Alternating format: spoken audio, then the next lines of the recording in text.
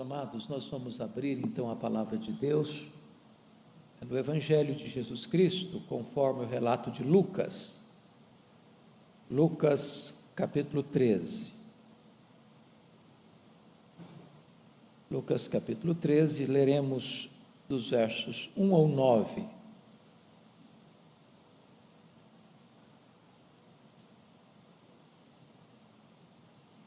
Lucas 13, de 1 a 9.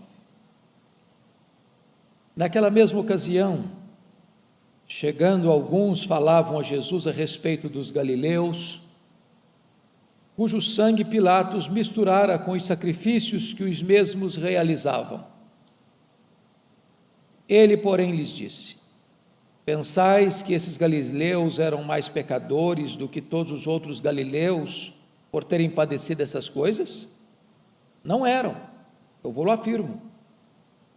Se, porém, não vos arrependerdes, todos igualmente perecereis.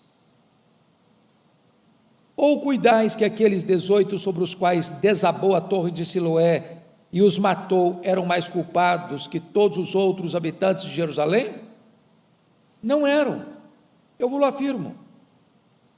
Mas se não vos arrependerdes, todos igualmente perecereis. Então Jesus proferiu a seguinte parábola: certo homem tinha uma figueira plantada na sua vinha, e vindo procurar fruto nela, não achou. Pelo que disse ao viticultor: há 3 anos venho procurar fruto nesta figueira, e não acho. Podes cortá-la. Para que está ela ainda ocupando inutilmente a terra? Ele, porém, respondeu: Senhor, deixa ainda este ano, até que eu escave ao redor dela e lhe ponha estrume. Se vier a dar fruto, bem está, se não, mandarás cortá-la. Amados, o contexto desse texto, e vocês podem perceber isso claramente a partir do verso 35 do capítulo 12, Jesus está falando sobre o juízo, o acerto de contas que Deus fará conosco, e nós estaremos diante do seu trono para dar contas da nossa vida. É nessa conjuntura, é nesse cenário, que diz o texto que as pessoas se aproximam de Jesus. O texto não diz quem, só diz alguns, falando com Jesus a respeito daqueles galileus que foram massacrados por Pilatos, quando eles estavam sacrificando.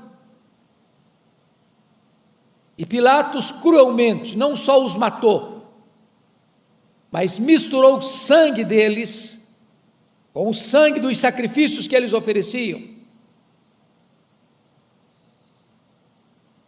A pergunta é: por que eles trouxeram esse assunto para Jesus? Exatamente nesse contexto de juízo, de acerto de contas. Talvez 3 motivações pudessem ter guiado essas pessoas. A primeira delas, colocar Jesus contra Pilatos. Preste bem atenção que os galileus são lá do norte. O templo fica em Jerusalém, no sul, na Judéia.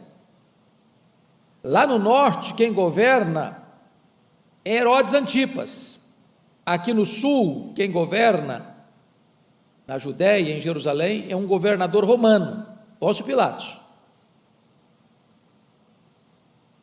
Talvez a motivação de quem trouxe esse assunto fosse esse: se Jesus emitir qualquer juízo, crítica, oposição ao ato cruel de Pilatos, ele pode receber o mesmo destino que esses galileus.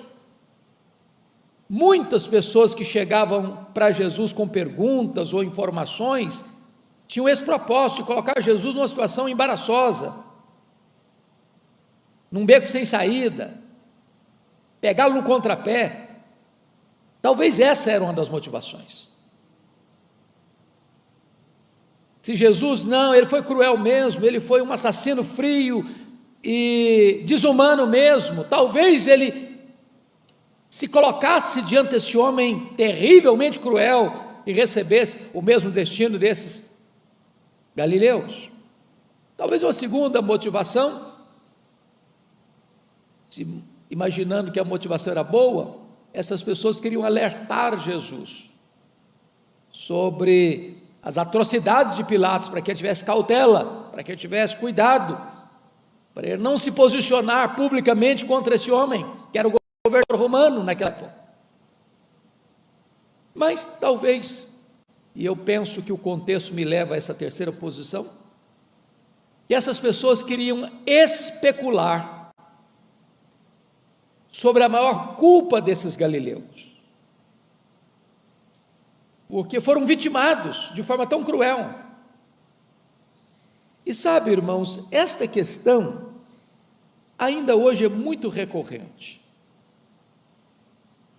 Quando as pessoas enfrentam uma tragédia, um terremoto, um tsunami, uma explosão como aconteceu dia 4 agora em Beirute, ou uma pandemia como essa que só no Brasil já ceifou mais de 110 mil pessoas, há muita gente que fica especulando por que fulano morreu.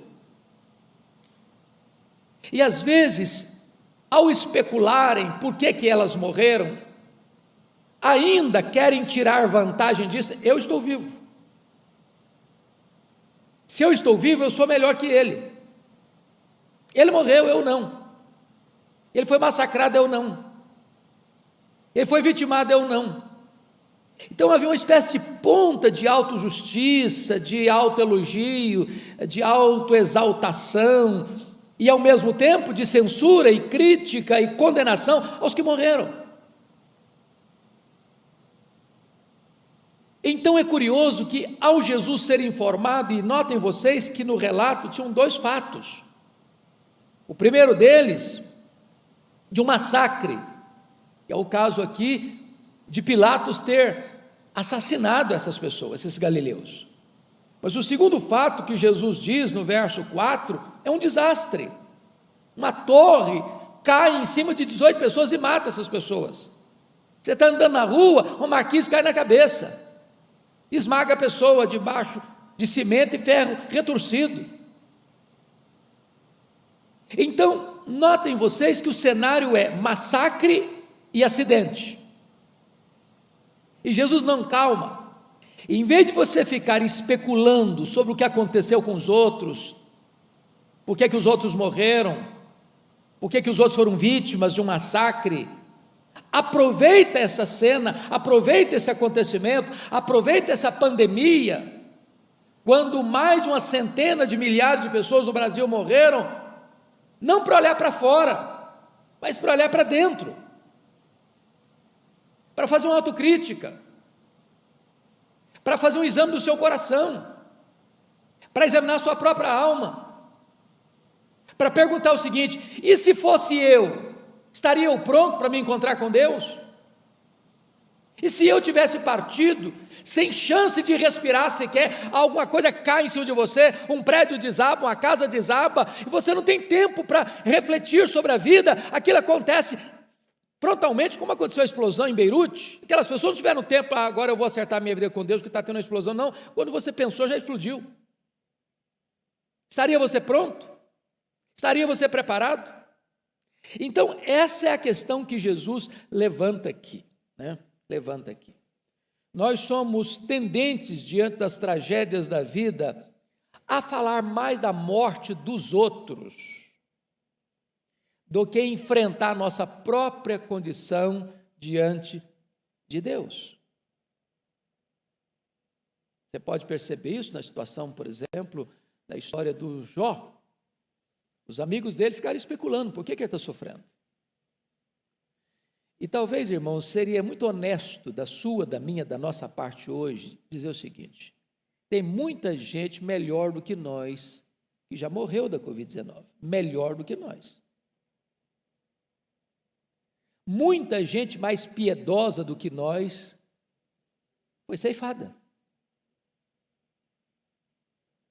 O fato de você e eu estarmos vivos hoje, 23 de agosto de 2020, não significa que nós somos melhores do que aqueles que foram ceifados. Não podemos chegar a essa conclusão. Os amigos de Jó disseram que ele estava sofrendo porque ele deveria ter feito coisa errada. E há muitas pessoas que pensam que quando alguém é vítima de uma tragédia, de um acidente, de uma coisa trágica, passou por isso porque também devia ter coisa errada na vida dela. E Jesus, não, nada disso. Essas pessoas não eram mais culpadas, essas pessoas não eram mais pecadoras, e Jesus aproveita o momento para dizer o seguinte: se vós não vos arrependerdes, todos igualmente perecereis. Então não usa a tragédia do outro para se julgar melhor do que o outro, usa a tragédia que aconteceu com o outro para examinar o seu próprio coração e chegar à conclusão: se eu não me arrepender, eu estou numa situação pior do que a dele, eu vou perecer. Essa tendência de querer buscar o pecado do outro para explicar o sofrimento do outro é muito recorrente nos evangelhos. Lá em João 9, quando os discípulos viram um homem cego de nascença, logo perguntaram: Senhor, quem pecou, ele ou seus pais, para que nascesse cego? Jesus, nem ele, nem seus pais. Não faça essa ligação de causa e efeito tão direta entre pecado e sofrimento, pecado e doença, culpa e tragédia. Homens santos de Deus morreram de forma trágica. Pega um João Batista, degolado. Pega um Estevão, apedrejado. Pega um Paulo, degolado. Pega um Pedro, crucificado de cabeça para baixo. Então, temos que ter mais sensibilidade para não chegarmos a conclusões equivocadas acerca dos outros. Aproveitemos essa situação para examinar o nosso próprio coração. Todos nós somos culpados diante de Deus, até que nos arrependamos verdadeiramente dos nossos pecados. Agora, notem comigo os versos 3 e 5. Vamos ler juntos o verso 3 e 5, porque eles são bem, repetindo um ao outro. Pode ler o 3 comigo, vamos lá? Não eram, eu vou-lo afirmo, se porém não vos arrependerdes, todos igualmente perecereis. Não eram o quê? Não eram mais pecadores. Agora, notem vocês que a pergunta não é mais se eram mais pecadores, mas se eram mais culpados no verso 4. Uma coisa é pecador, outra coisa é culpado. Olha a resposta do verso 5. Vamos ler juntos? Não eram, eu vou-lo afirmo, mas se não vos arrependerdes, todos igualmente perecereis. Meus irmãos, o que Jesus está querendo dizer aqui diante de tragédia e diante de acidente? A tragédia da morte dos galileus, o acidente dos 18 que morreram com a torre de Siloé. Pecadores culpados. O que Jesus está querendo mostrar para nós que a falta de arrependimento é pior do que alguém que sofre uma tragédia ou alguém que sofre um acidente. Não tem nada mais grave, não tem nada mais perigoso, não tem nada mais desastroso para a vida humana do que levar a vida sem reflexão e não parar para um sincero, profundo e real arrependimento. Porque nós podemos tocar a vida, está tudo bem, está tudo bem, está tudo bem, está tudo bem, e às vezes nós vamos levando, sem parar. E o que é arrependimento? Primeiro, implica no seu entendimento. Eu reconheço que o que eu estou fazendo, estou falando, estou deixando de fazer é errado. Segundo, eu tenho tristeza por aquilo que eu fiz. Tristeza segundo Deus. Terceiro, eu mudo a minha conduta acerca daquele assunto. Não só deixo de fazer o errado, mas passo a fazer o que é certo. Em não havendo isso, o final da linha é perecimento. É desastre maior. Agora notem que Jesus então faz uma transição muito adequada dessa situação da necessidade do arrependimento para que não se pereça, e ele entra com a parábola da figueira estéril. Jesus não está mudando de assunto, Jesus não está criando aqui um outro tema.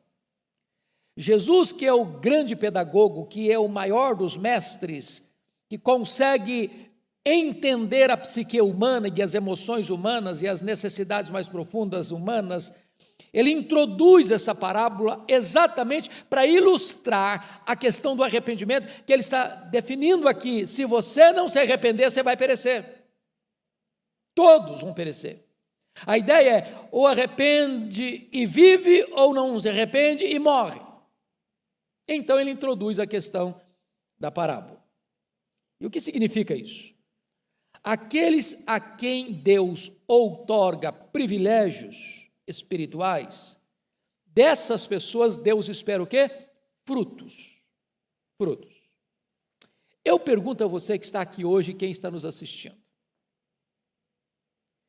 Deus concedeu a você privilégios espirituais? Por exemplo, você tem a Bíblia na mão? Você acha isso um privilégio? Você tem a Bíblia na sua língua, no seu vernáculo?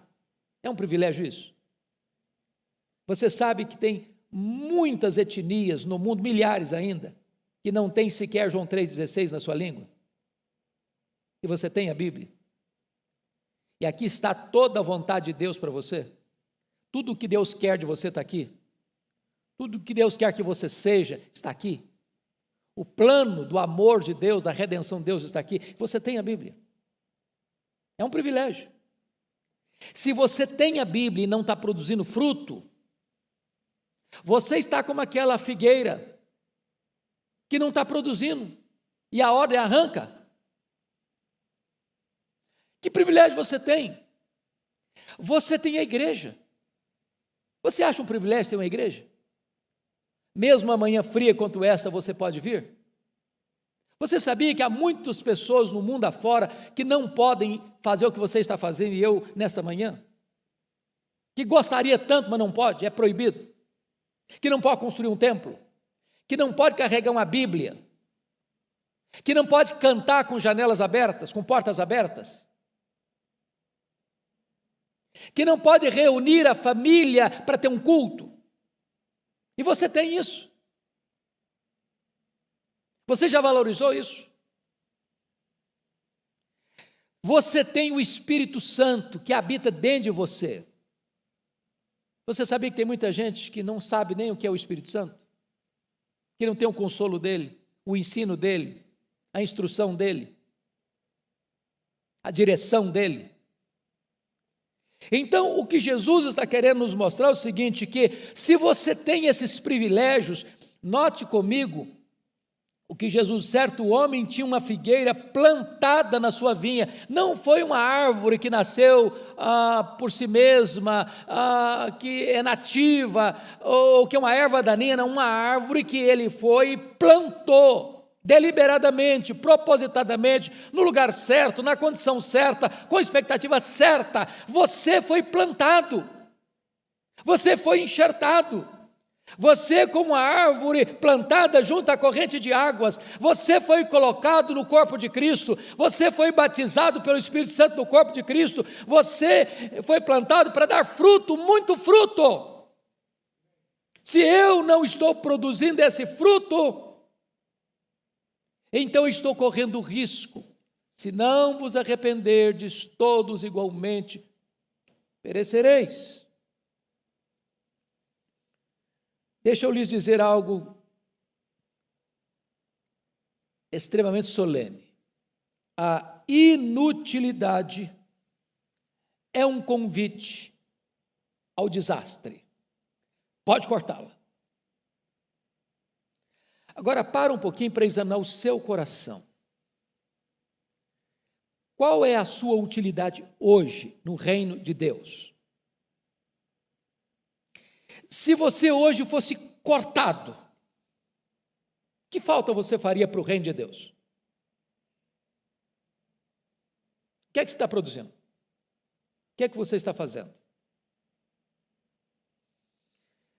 Quanto da sua inteligência você tem colocado para servir a Deus? Seus dons, seus talentos,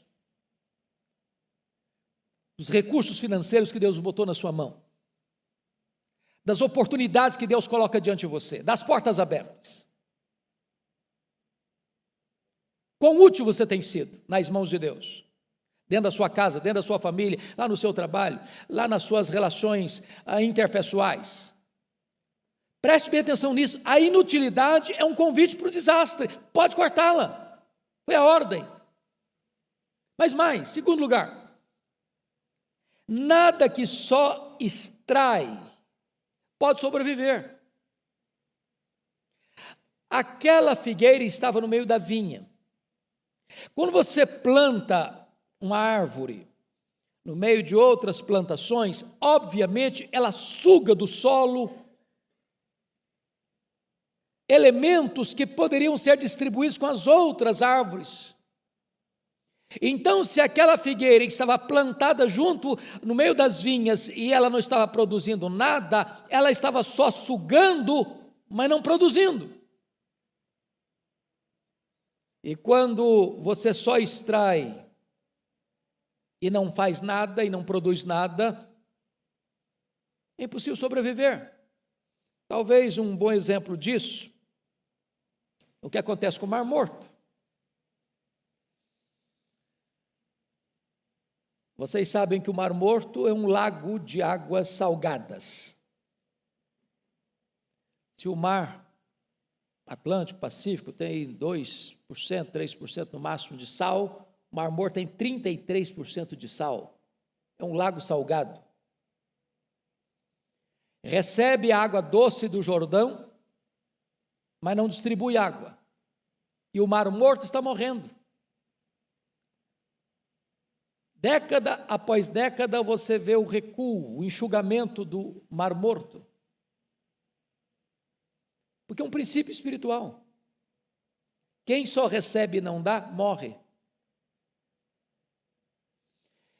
A pergunta hoje talvez seria esta: você tem recebido de Deus instrução, palavra, consolo, sustento, providência, cuidado, livramento? Contabiliza as bênçãos de Deus na sua vida. A pergunta é: o que você está fazendo com isso?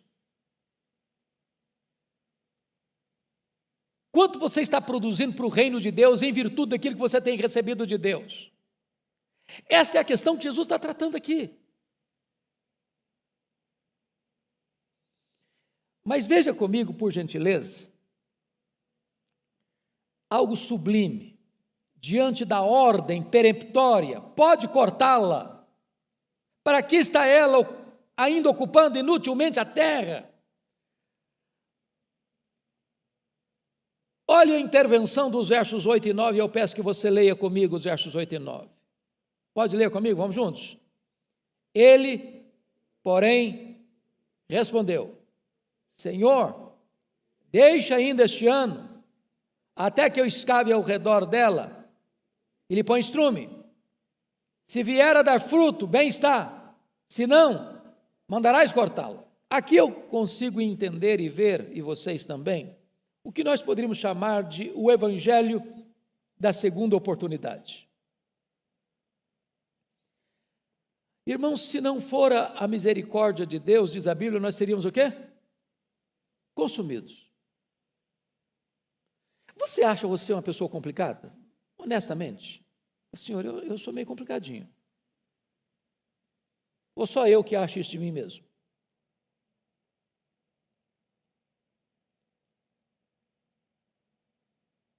Nós somos complicados. A gente precisa levar Deus tem muita paciência com a gente. Você já errou uma vez e disse, Senhor, tudo bem, não vou errar mais não. E aí amanhã você erra de novo. Aí você pede perdão. Aí depois você tem que pedir perdão outra vez. E de novo. E outra vez. E novamente.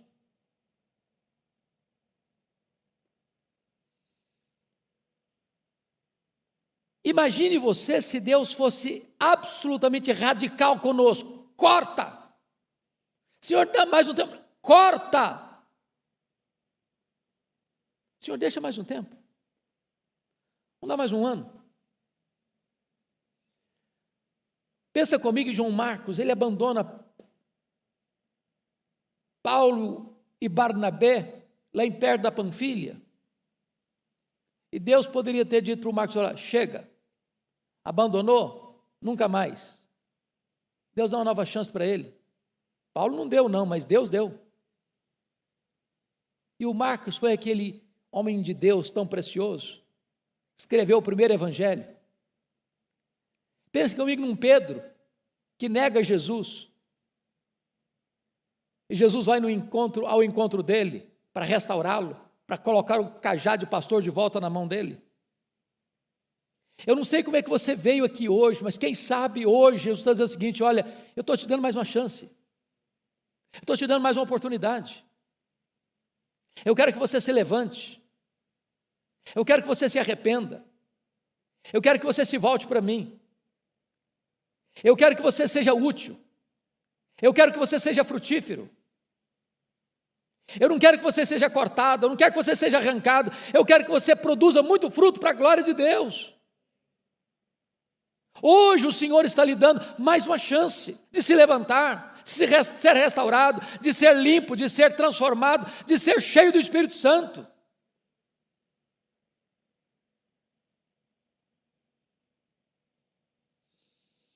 Deixa eu fazer outra colocação aqui.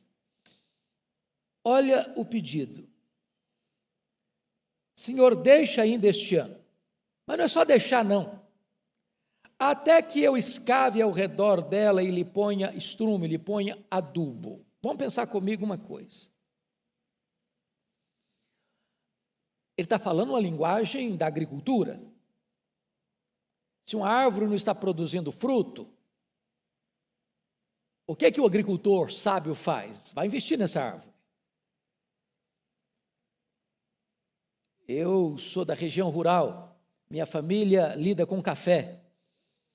E, fundamentalmente, o lavrador vai lá e coloca palha de café. Aqueles que conseguem comprar adubo vão lá e botam adubo. Com que finalidade? Para que aquela árvore de café, no próximo ano, produza mais, seja mais lucrativa, traga mais dividendos. O Senhor, o nosso glorioso intercessor Jesus Cristo, está intercedendo por você. Mas não só intercedendo por você, Ele está cavucando ao redor da sua vida. Ele está abrindo sulcos ao redor da sua vida. São circunstâncias, são situações que Ele vai permitindo para mexer com você, para tocar seu coração, para falar com você, e Ele vai adubando, e Ele vai colocando adubo, Ele vai colocando todos os elementos, os ingredientes, para que você receba vida, vitalidade, reavivamento espiritual.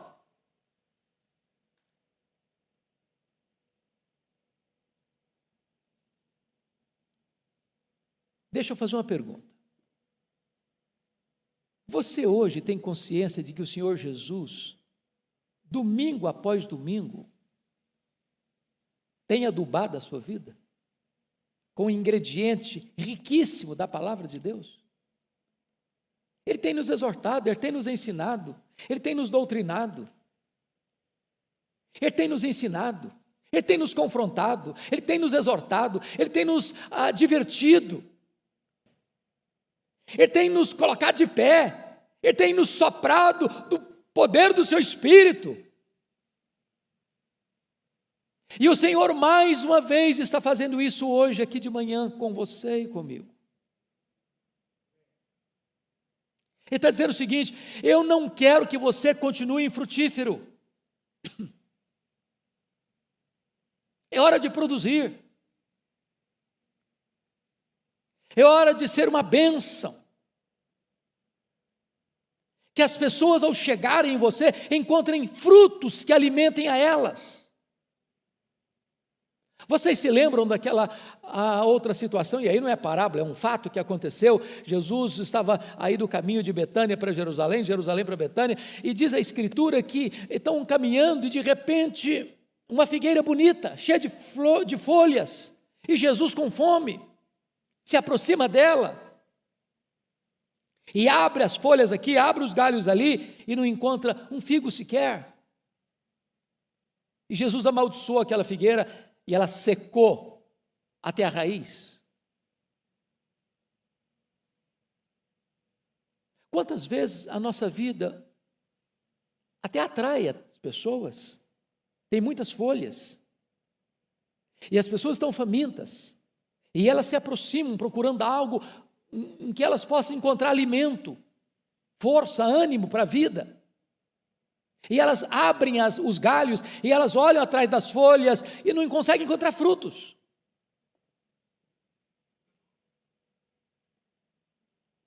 Folha não alimenta ninguém.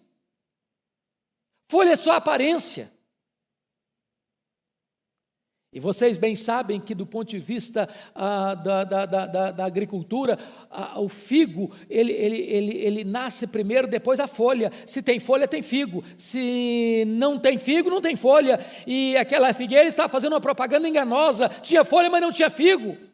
E quantas vezes a nossa vida espiritual é assim, tem folha, mas não tem fruto, tem aparência, mas não tem realidade. Fazemos uma propaganda para as pessoas que tem comida boa, que tem comida farta, e quando elas chegam, elas passam fome porque não encontram nada.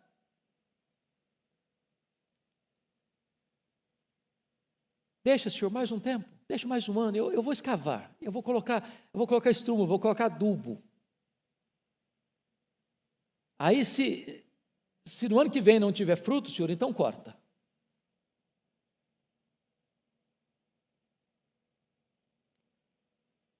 Você pode ler de novo o verso 9 comigo, e eu quero terminar aqui. Vamos juntos? Se vier a dar fruto, bem está. Se não, mandarás cortá-lo. O ponto é o seguinte: existe uma oportunidade final. Você e eu não temos o direito de abusar da paciência de Deus indefinidamente.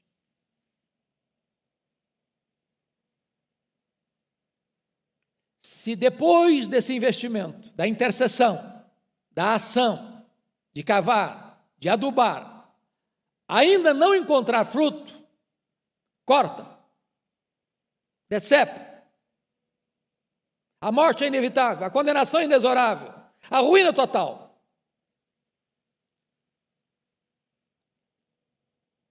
Qual é a sua condição hoje? Ou melhor, qual é a sua decisão hoje?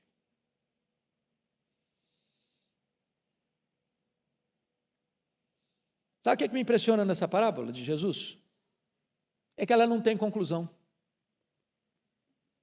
Eu não sei o que aconteceu. Eu não sei o que aconteceu.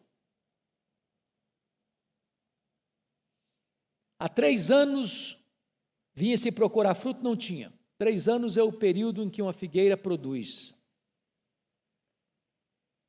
Está madura para produzir, está pronta para produzir. Deixa mais um ano.